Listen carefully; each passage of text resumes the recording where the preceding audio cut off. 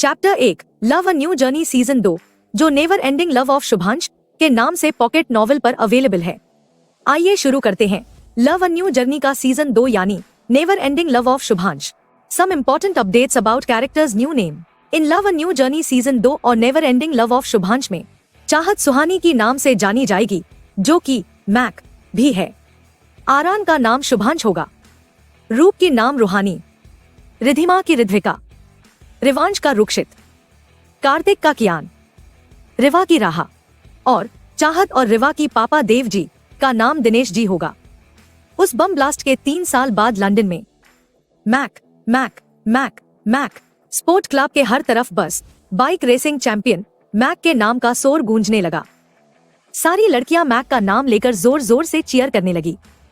International bike racing championship देखने के लिए इस वक्त दुनिया भर से लोग लंदन के सबसे बड़े bike racing sports club the super sport world में मौजूद थे, जहां हर साल देश विदेश के टॉप बेस्ट बाइक राइडर्स के बीच world wide racing championship tournament organize किया जाता था, जिस टूर्नामेंट को पिछले 8 साल से मैक ही जीतता आ रहा था।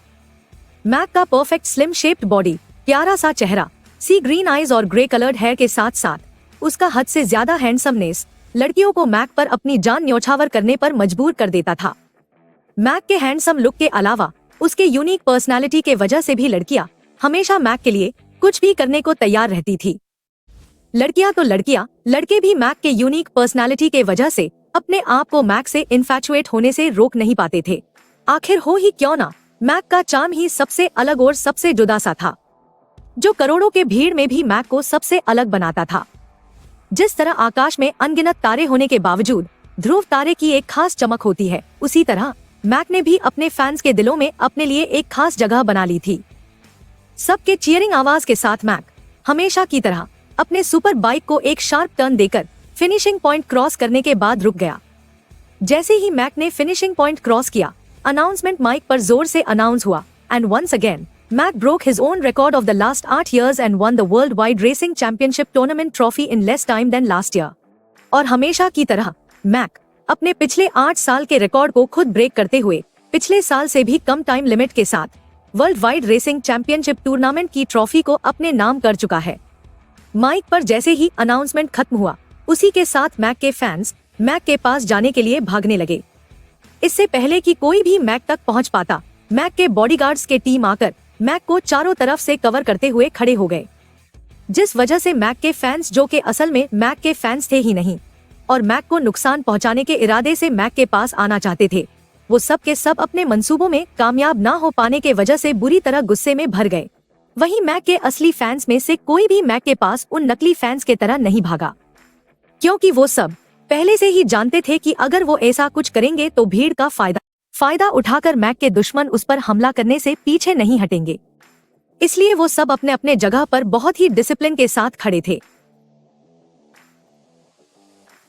मैक अपना रेस पूरा करके एक बार अपने कॉम्पिटिटर्स और फैंस के तरफ देखते हुए बिना कुछ बोले the super sport world club में बने हुए अपने प्राइवेट रेस्टिंग रूम के तरफ चला गया। जैसे ही मैक अपने रेस्टिंग रूम में पहुंचा, डॉक और टाइनी आकर मैक के गले लग गए और बोले, हे कांग्रेट्स ब्रो, आपने तो कमाल कर दिया।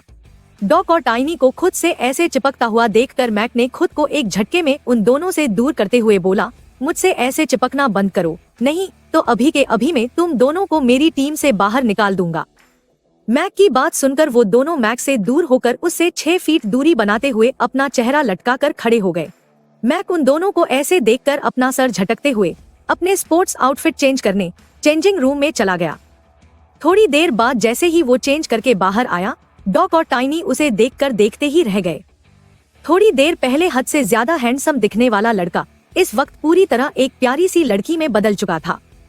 समुद्र सी गहरी हरी आंखें, कमर तक आते हुए लंबी घनी काली जुल्फे, दूध सी गोरी रंगत, हद से ज्यादा नाजुक त्वचा, प्यारी सी लाल लाल चेरी जैसे रसीले होठों के साथ कयामत की खूबसूरती लिए इस वक्त 22 साल की सुहानी उन दोनों के आगे खड़ी थी। वो लड़की सच में बला की खूबसूरत थी, पर उसके चेहरे पर अभी कोई भाव नहीं थी। डेनिम नीली जीन्स, व्हाइट फ्लावर डिजाइन वाले क्रॉप टॉप और एक ब्लैक ओवरकोट के आउटफिट के साथ वो किसी एरोगेंट क्वीन की तरह लग रही थी। सुहानी की ऑरा ऐसी लग रही थी जैसे वह पूरी दुनिया पर रूल करने की काबिलियत रखती हो। डॉक और टाइनी को अपनी और ऐसे मेस्मराइजिंग नजरों से देखता हुआ देख सुहानी उन दोनों को घूरते हुए अपने रेस्टिंग रूम में मौजूद प्राइवेट एग्जिट डोर से उस क्लब के बाहर निकल गई। डॉक और टाइनी सुहानी को जाते हुए देखकर एक नजर एक दूसरे को देखे और उसके पीछे भाग गए। इससे पहले कि डॉक और टाइनी सुहानी के पास पहुंच पाते, टाइनी का फोन रिंग होने लगा। टाइनी रुककर देखा तो उसके मोबाइल पर world wide racing championship tournament organiser का नंबर फ्लैश हो रहा था। टाइनी को रुकते हुए देखकर डॉक भी उसके साथ रुक गया। टाइनी कॉल रिसीव करते हुए बोला, yes mister Wilson, max personal assistant tiny D'Souza here. Mister Wilson tiny की बात सुनकर फोन के दूसरे साइड से ब्रिटिश एक्सेंट में बोले, hello mister D'Souza. Mister Mac हमेशा के तरह अपना विनिंग चेक और स्पेशल प्राइज लिए बिना ही टूर्नामेंट से चले गए हैं। आप प्लीज आकर मिस्टर मैक के तरफ से उनका विनिंग प्राइज और चेक कलेक्ट कर लें। मिस्टर विल्सन की बात सुनकर टाइनी उनसे बोला, yes mister Wilson, don't worry, मैंने पहले ही बॉस के तरफ से वो सब कलेक्ट करने के लिए किसी को भेज दिया है, इसलिए आपको फिक्र करने की कोई जरूरत नहीं। इतना बोलकर टाइनी ने कॉल डिस्कनेक्ट कर दिया। डॉक टाइनी को कॉल डिस्कनेक्ट करते हुए देखकर बोला, क्या इस बार भी रेस जीतने के बाद बॉस अपने फैंस से मिलने और अपने विनिंग प्राइज लेने से इनकार कर दिया है? टाइनी डॉक के बातों का जवाब देते हुए बोला, हम दोनों ही बॉस के कैरियर के शुरुआत से उनके साथ हैं। क्या तुमने इतने सालों में बॉस के सेफ्टी इंचार्ज होते हुए बॉस को कभी अपना विनिंग ट्रॉफी या और कुछ रिसीव करते हुए देखा है? टाइनी की बात सुन डॉक ना में सर हिलाते हुए बोला, नहीं यार, पता नहीं बॉस क्यों हमेशा अपनी रेस कंप्लीट करने के बाद अचानक वहां से गायब हो जाते हैं। डॉक हमेशा से ही मैक के सारे स्पोर्ट्स बाइक का अच्छे से मेंटेनेंस करता आया था। मैक के सारे स्पोर्ट्स बाइक और सुपर बाइक कलेक्शन का सेफ्टी इंचार्ज डॉक था। सब लोग उसको बाइक जीनियस के नाम से जानते थे। डॉक के रहते इतने सालों में मैक के कॉम्पिटिटर्स चाहकर भी कभी रेसिंग के दौरान मैक के बाइक के साथ छेड़छाड़ कर मैक को नुकसान पहुंचाने में कामयाब नहीं हो पाए। टाइनी डॉक की बात सुनकर उसके पीठ थपथपाते हुए बोला, वो सब बातें छोड़ो और जल्दी चलो यहाँ से। बॉस के घर पहुँचने से पहले हमें घर पहुँचना होगा। डॉक टाइनी के बातों का जवाब देते हुए बोला, हाँ, और हर बार के तरह बॉस के पहुंचने से पहले सारे फैंस के भीड़ को वहां से हटाना होगा, नहीं तो। इतना बोलकर डॉक टाइनी को देखने लगा। डॉक के देखते ही वो दोनों अपने बॉस की गुस्सैल चेहरे को याद करके वहां से हवा के तरह गायब होकर घर के लिए निकल गए। उधर टाइनी के भेजे हुए शख्स ने जाकर हम्बली मैक का विनिंग प्राइज, दुनिया की फास्टेस्ट स्पोर्ट बाइक और चेक को रिसीव करने के बाद माइक पर अनाउंस करते हुए बोला, हेलो एवरीवन, हर बार के तरह एमआर मैक ने फिर से अपने विनिंग चेक को अपने फैंस के हायर स्टडीज के लिए स्कॉलरशिप के तौर पर टॉप यूनिवर्सिटीज को डोनेट करने का ऑर्डर दिया है, जिस वजह से अब सभी एलिजिबल कैंडिडेट्स को अपने ड्रीम यूनिवर्सिटी में एडमिशन लेने या अपने सपनों को साकार करने के लिए किसी और पर नहीं बल्कि खुद के हार्ड वर्क पर डिपेंडेंट होने की जरूरत है। आप सब बस अपने करियर को बिल्ड करने में अपना 100% दीजिए और बाकी के एक्सपेंसेस को मिस्टर मैक पर छोड़ दीजिए। जब तक आप सब अपने लिए कड़ी मेहनत करने को तैयार हैं, तब तक आप सबको अपने ड्रीम्स पर गिव अप करने की कोई जरूरत नहीं। इतना बोलकर उस शख्स ने अपने हाथों में रखे हुए टैब पर कुछ टाइप करने लगा।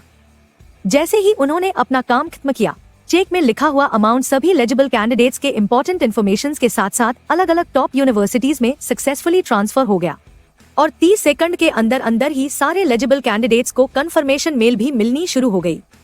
देखते ही देखते मैक के फैंस के मोबाइल पर एक के बाद एक नोटिफिकेशन का ट्यून बीप होने लगा। फैंस के बीच में मौजूद एक लड़का अपना नोटिफिकेशन चेक करने के बाद खुशी से चिल्लाते हुए बोला, यस यस यस, आखिरकार मुझे मेरा ड्रीम यूनिवर्सिटी ऑक्सफोर्ड यूनिवर्सिटी से एडमिशन कंफर्मेशन मेल आ गया। उस लड़के ने अपना बात खत्म भी नहीं किया था कि उससे थोड़ी दूरी पर खड़ी एक लड़की वही बात दोहराते हुए बोली, yippee, मुझे भी मेरी ड्रीम यूनिवर्सिटी ऑस्ट्रेलिया से कंफर्मेशन मेल आ गई। ऐसे ही कुछ ही पलों में वहाँ का माहौल खुशियों के शोर से गूंजने लगा। इस वक्त मैक के फैंस को ऐसा लग रहा था जैसे आज सिर्फ मैक नहीं बल्कि मैक के जीत के साथ जिंदगी की जीत को भी वो सब मैक के बदौलत जीत चुके हैं। मैक हमेशा ही ऐसा करता आया था। वो हमेशा कुछ ना कुछ करके अपनी जीत को अपने फैंस के जीत में बदल देता था। इस वजह से मैक के फैंस उसके लिए बहुत लॉयल थे और ढाल के तरह मैक के हर अच्छे बुरे वक्त में मैक का साथ नहीं छोड़ते थे। दूसरी तरफ मैक, जो कि असल में सुहानी थी, अपनी पसंदीदा सुपर बाइक को हाई स्पीड से चलाते हुए अपने घर के तरफ जा रही थी। हेलमेट के कारण उसकी लंबी जुल्फें पूरी तरह छुपी हुई थी। इस वक्त मैक को देखकर कोई नहीं कह सकता था कि वो सुहानी है। उसके बड़े से ओवरकोट ने सुहानी के क्रॉप टॉप को लगभग छुपा सा दिया था। उसकी हर एक बॉडी लैंग्वेज ये दावा कर रही थी कि वो लड़की नहीं बल्कि एक हैंडसम और हॉट दिखने वाला लड़का है। सुहानी अपने घर जा ही रही थी कि उसको रास्ते में ट्रैफिक सिग्नल रेड होने के वजह से सिग्नल पर रुकना पड़ा। सुहानी के रुकते ही सारे लोग उसे और उसकी ब्लैक सुपर बाइक को अपने आंखें फाड़े देखने लगे। किसी ने आज तक इतने सेक्सी सुपर बाइक को नहीं देखा था। ट्रैफिक के भीड़ में काली चमचमाती हुई ब्लैक स्पोर्ट बाइक कमाल का सेक्सीनेस बिखेर रहा था। ऊपर से सोने पर सुहागा सुहानी का मेल वर्जन रूप अलग ही कहर ढा रहा था। ट्रैफिक सिग्नल पर सारे लड़के और लड़कियां अपने सांसें थामे उस ब्लैक सुपर बाइक और सुहानी को अपने नजरों से ये सोचकर कैद कर रहे थे, पता नहीं उनको आगे चलकर कभी इतनी सेक्सी बाइक और इतना अट्रैक्टिव लड़का दोनों एक साथ कभी देखने को मिलेगा कि नहीं। सुहानी के ब्लैक सुपर बाइक जहां खड़ा था वहां से थोड़ी दूरी पर एक और नॉर्मल सा स्पोर्ट बाइक खड़ा था। उसके ड्राइविंग सीट पर बैठा लड़का अपनी जलन भरी निगाहों से सुहानी के ब्लैक सुपर बाइक को देखे जा रहा था। वहीं उस लड़के के पीछे बैठी हुई लड़की, जो शायद उस लड़के की गर्लफ्रेंड होगी, वो सुहानी को अपनी लस्ट भरी आंखों से देखते हुए अपनी सांसों को कंट्रोल करके बहुत ही सेंसुअल आवाज में बोली, "Oh my God, who's that sexy boy? I have never ever seen such an attractive guy before." उस लड़की की आवाज तेज तो नहीं थी पर सुहानी के सुनने के लिए काफी थी। उसकी इतनी सेंसुअल वॉइस सुनकर सुहानी अपने सर घुमा के हेलमेट के ग्लास को ऊपर स्लाइड करते हुए उस लड़की को देखने लगी। हेलमेट के कारण इस वक्त सिर्फ सुहानी की समुद्र सी गहरी हरी आंखें ही दिखाई दे रही थी।